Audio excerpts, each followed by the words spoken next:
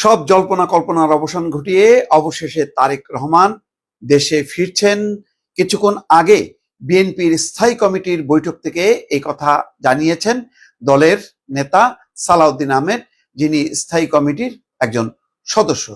দর্শক, আপনারা জানেন যে ইতিমধ্যে বেগম খালেদা জিয়াকে রাষ্ট্রের বিশেষ গুরুত্বপূর্ণ ব্যক্তি হিসেবে ঘোষণা করে তাকে এসএসএফ নিরাপত্তা দেওয়া হয়েছে।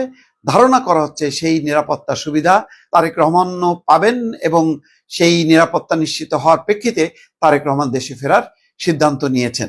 যদিও বিষয়টি আনুষ্ঠানিকভাবে তারেক রহমান পাবেন কি পাবেন না এটি জানানো হয়নি, তবে নিয়ম অনুযায়ী বেগম খালেদা জিয়া যেহেতু সন্তান আর নিরাপত্তার একটি বিষয় তিনি সামনে এনেছেন এবং সরকারের পক্ষ থেকে আজকে ডক্টর আসিফ নজরুল আইন উপদেষ্টা তিনি বলেছেন সব ধরনের নিরাপত্তা এবং তার আসার যেই ব্যবস্থা সেটি করা হয়েছে, অর্থাৎ কোনো রকম সমস্যা নেই, সরকারের ক্ষেত্রে কোনো বাধা তো নেই, বরং সর্বোচ্চ তাকে সহযোগিতা করা হবে। সম্ভবত সরকারের উচ্চ পর্যায়ের আশ্বাস এবং নিরাপত্তা বিষয়ক যে সংস্থাগুলো কাজ করছে তাদের সাথে আলাপ আলোচনা ক্রমে হয়তো সিদ্ধান্ত হয়েছে যে তারেক রহমানের দেশে আসার ক্ষেত্রে কোনো বাধা নেই এবং তিনি ফিরবেন এবং বেগম খালেদা জিয়ার জন্য যেই এসএসএফ এর নিরাপত্তা সুবিধাটা আছে সেই সুবিধাটা তিনি এখন পাবেন, কারণ ইতিমধ্যে একটি নিরাপত্তা ইস্যু সামনে এসছে, এটা সবাই জানেন। দর্শক, অন্তত এখন একটি যেই দ্বিধা দ্বন্দ্ব ছিল গত 2 দিন ধরে যে তারেক রহমান আসবেন কি আসবেন না, তারেক রহমান তার নিজের আসার ক্ষেত্রে তিনি নিজেই বলেছেন যে তার আসার বিষয়টি অবধারিত নয় এবং একক সিদ্ধান্তের বিষয় না।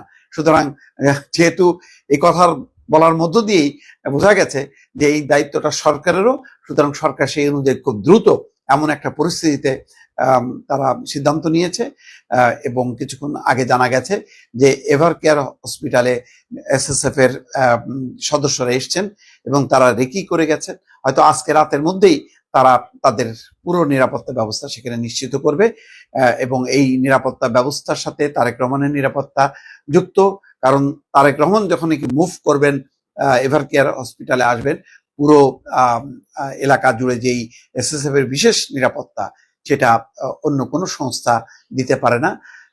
এসএসএফই সাধারণত এই ধরনের রাষ্ট্রীয় প্রোটোকল গুলো পালন করে থাকে এবং নিরাপত্তাগুলো নিশ্চিত করে থাকে। তো তাদের সেই নিরাপত্তার পুরো ব্যবস্থাটা কার্যকর হবে সম্ভবত আজকে থেকে, এবং ফলে তারেক রহমানের আসার ক্ষেত্রে যেই একটি গুঞ্জন ছিল যে তিনি সম্ভবত এই পরিস্থিতিতে আর নাও ফিরতে পারেন, তো সেটির অন্তত অবসান ঘটলো। তিনি ফিরছেন, এটি বিএনপির জন্য নিঃসন্দেহে একটি সুখবর।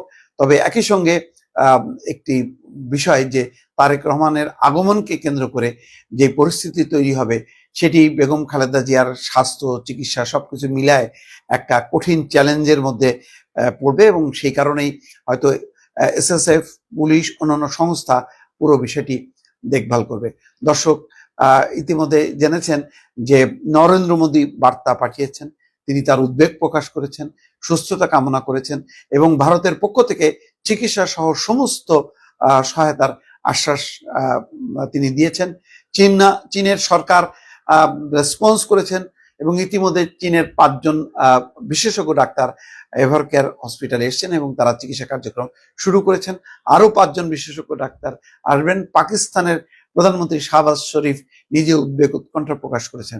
সব মিলিয়ে বেগম খালেদা জিয়ার এই স্বাস্থ্য ইস্যুটি এখন দেশের গণ্ডি পেরিয়ে আন্তর্জাতিক ইস্যুতে পরিণত হয়েছে এবং সর্বোচ্চ গুরুত্ব দেওয়া হচ্ছে বেগম খালেদা জিয়ার শারীরিক অবস্থা। সর্বশেষ খবর হলো তার স্বাস্থ্যের অবনতি ঘটেছে, আইসিইউতে সম্ভবত আছেন অথবা ভেন্টিলেশনে তিনি ইতিমধ্যে চলে গেছেন। ফলে একটা উদ্বেগ উৎকণ্ঠা বাড়ার সাথে সাথে তার নিরাপত্তা এবং অন্যান্য কার্যকর ব্যবস্থা নিতে শুরু করেছে সরকার এবং সংশ্লিষ্ট মহল। দর্শক।